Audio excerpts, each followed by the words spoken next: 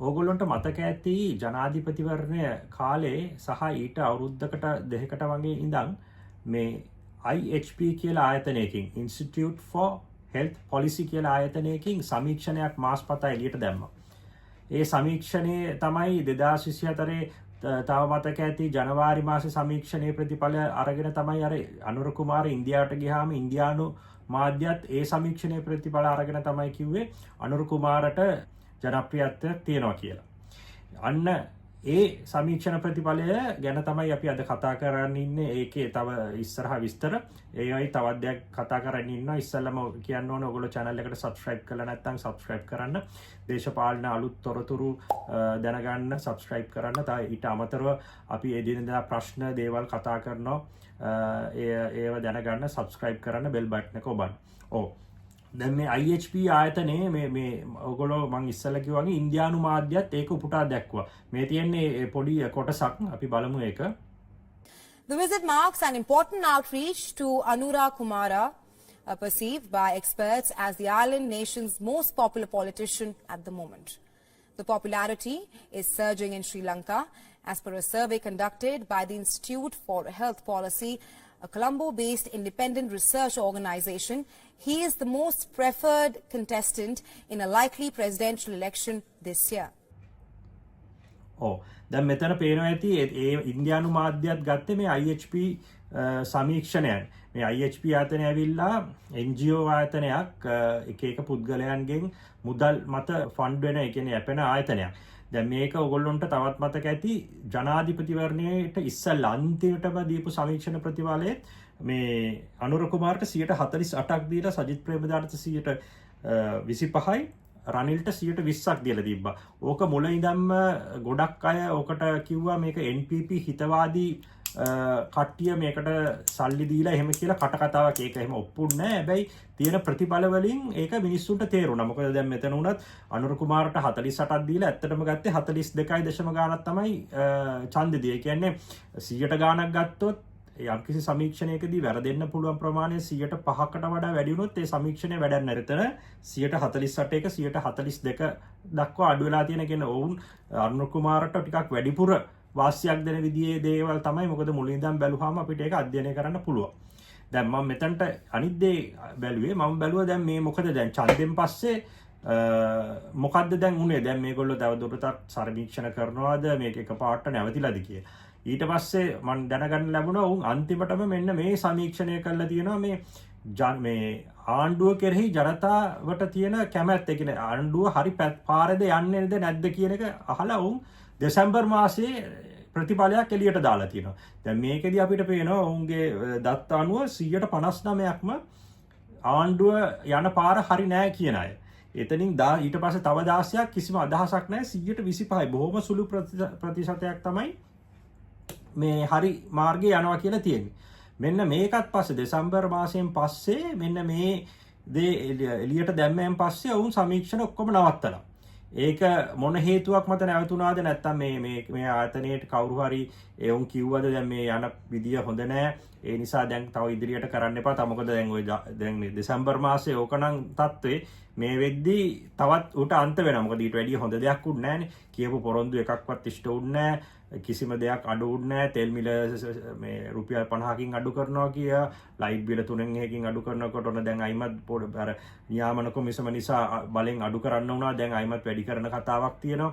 ඊට පස්සේ දැන් හොඳම දේ තමයි මේ මෝදිගේ පැමිණීමත් එක්ක අනුර කියනවා මෝදි අරන් එන්නේ සල්ලි මල්ලක් කියලා. ඒ වුණාට ඔහුටම මතක නැහැ ඡන්දෙට ඉස්සෙල්ලා අර රනිල් වික්‍රමසිංහ එක්ක සාකච්ඡා කළා අර විදුලිය ඉන්දියාවත් එක්ක විදුලිය රැහන් පද්ධති සම්බන්ධ කිරීම ගැන මොවුන් කොච්චර වැරදි ඒ කියන්නේ කොච්චර දේවල් කිව්වද අපි පොඩ්ඩක් ඒකත් බලමු.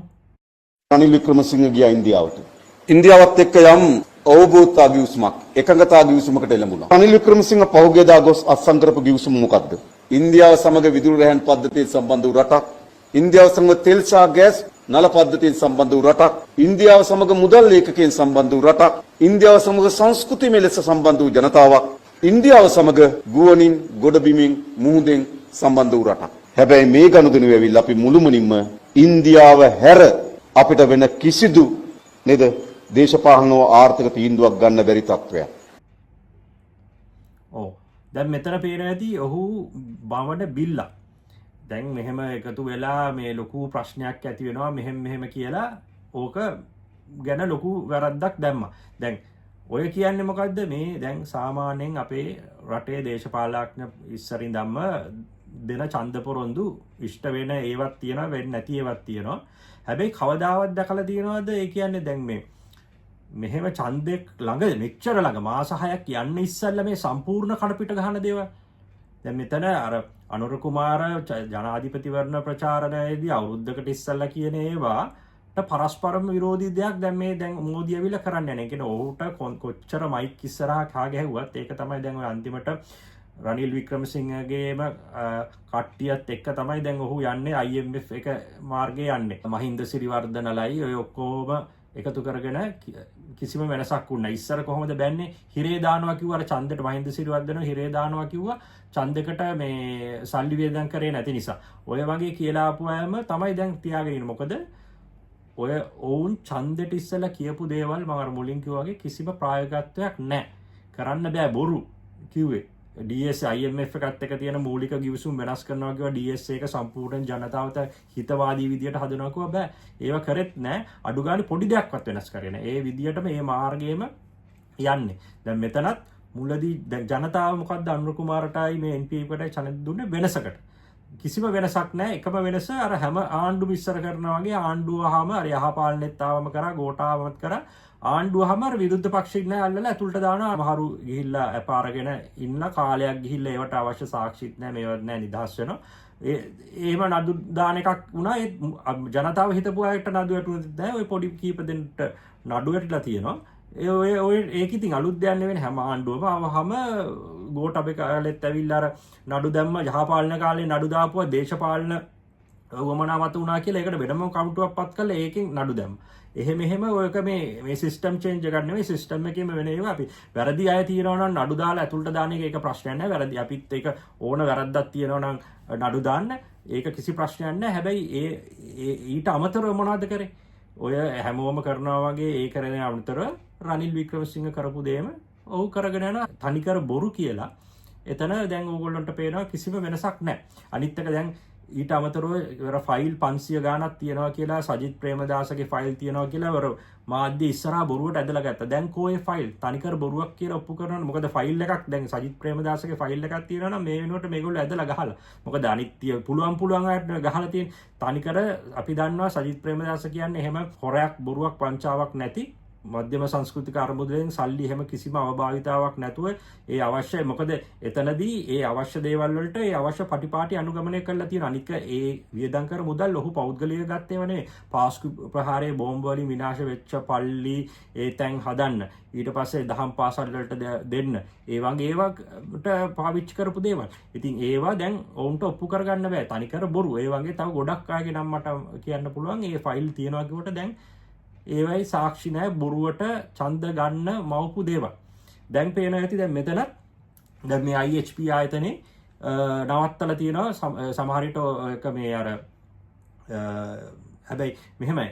දැන් මේ අපි දැක්කා මේ IHP ආයතනේ යම්කිසි හේතුවක් මත නවත්තලා තියෙනවා. ගොඩක් දුරට මට නම් හිතෙන්නේ දැන් මේ යන විදිය තව ඉස්සරහට මේ එන සමීක්ෂණ දැම්මොත් ඕක දැන් මේ තිබ්බේ 159 60 70 වගේ වෙලා ඇති මේ ආණ්ඩුව යන විදිය හරි නැහැ කියන මිනිස්සු.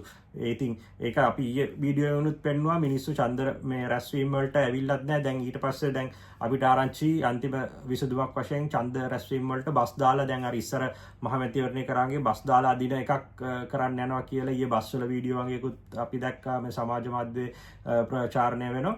ඉතින් ওই වගේ දේවල් කළා අයිමත් දැන් අනුර ඊයේත් අර රැස්වීම වලදී බොරුවට ගිහින් පරණ දේවල් ඇදලා කරන්න බැරි දේවල් මම දන්නේ තාමත් මිනිස්සු රැවටෙනවා නම් ඒ රැවටෙන්නේ කියලා කරන්න බැරි අර බොරුම කිය ඉන්නවා. දැන් ඒ පාර කොහොම කියනවද වන්න දැන් මෝදිගේ මේ හොඳ කියන මෝදිගේ හොඳ කියන්නේ දැන් රනිල් කරන්න හිටපු දේවල් දැන් හොඳයි කියලා කියනවා. මේ මාස 6ක් ගිහිල්ලා නැහැ. කොහොම ඒක තමයි හිතා ගන්න බැරි මේ මෙහෙම ජනතාව මෙච්චර රැවටිච්ච විදියක් පුදුම දෙයක් මේ දැන් තව ඉස්සරහට අපි බලා ගන්න පුළුවන් මෝදි ආවහම මේගොල්ලෝ කරන්න යන දේවල් මොනවද කියලා. ඒ ටික තමයි මට මේ අද වීඩියෝ එකෙන් කියන්න ඕන වුණේ.